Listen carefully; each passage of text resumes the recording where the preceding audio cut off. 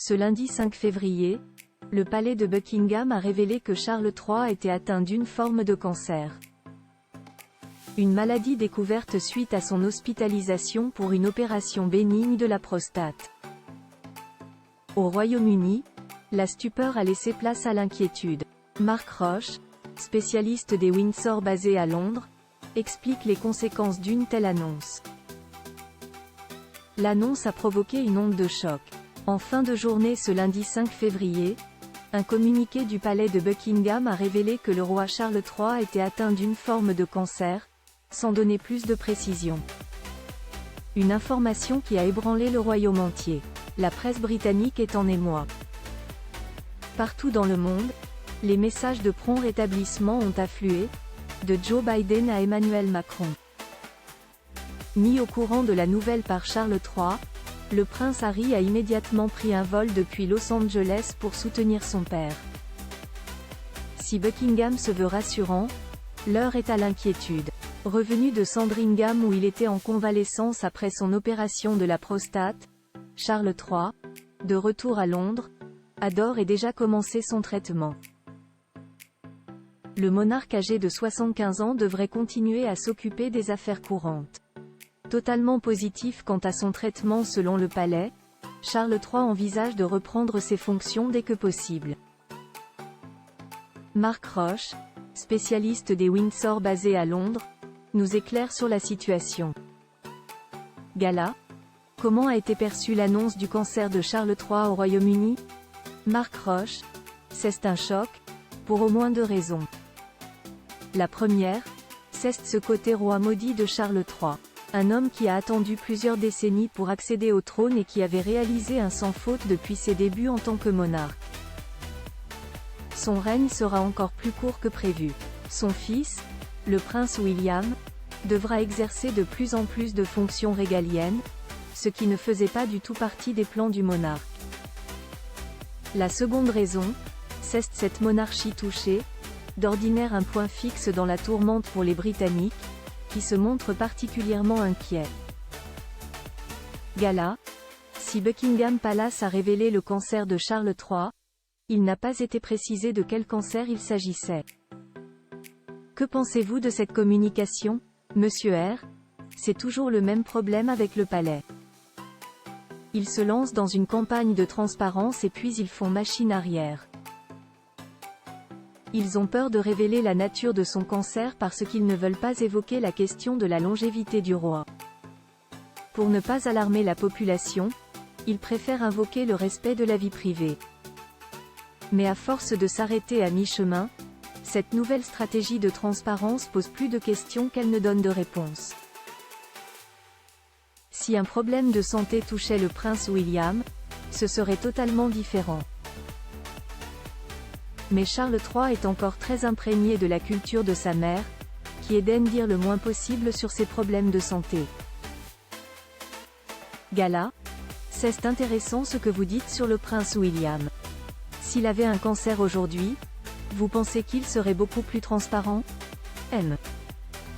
R. Cela ne fait aucun doute. Le prince William serait beaucoup plus transparent, il appartient à une toute autre génération, celle des réseaux sociaux. L'héritier du trône est beaucoup plus ouvert sur les questions personnelles que son père. Gala.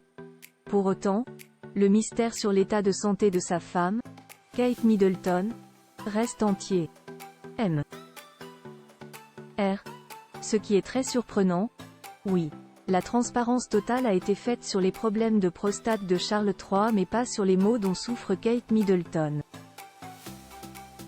Pour moi, il y a dans son cas un vrai souci de protéger la vie privée de la princesse de Galles et surtout celle de sa famille. Gala.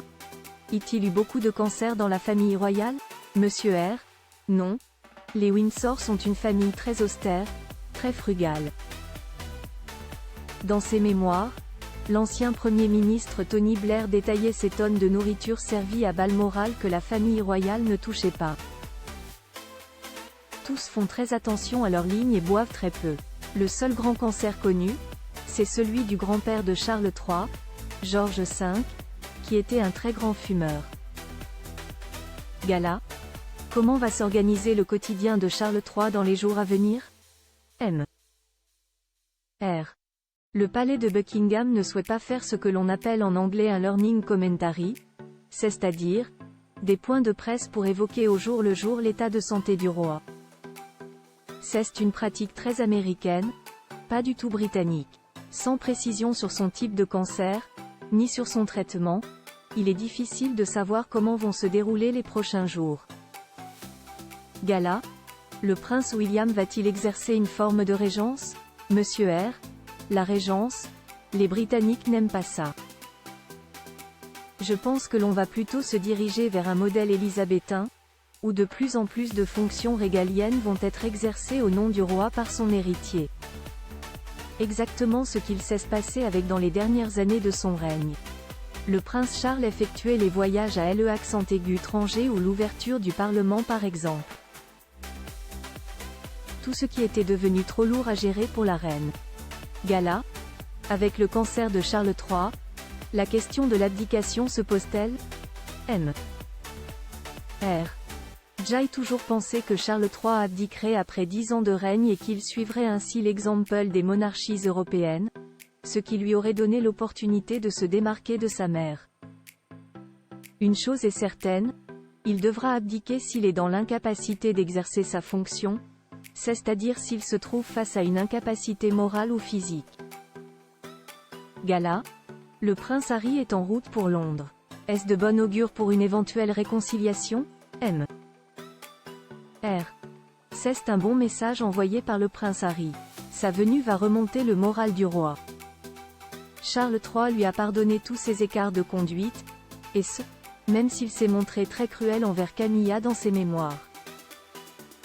Le prince Harry reste son fils, et il n'a jamais caché son désir de le voir réintégrer le clan Windsor. Le duc de Sussex vient au Royaume-Uni sans Meghan Markle, ce qui devrait faciliter le dialogue. En définitive, le principal obstacle à une réconciliation ce n'est pas le roi, c'est le prince William. Il n'a rien oublié des formules assassines du prince Harry contre lui et sa femme. Il n'est pas certain qu'il soit prêt à pardonner.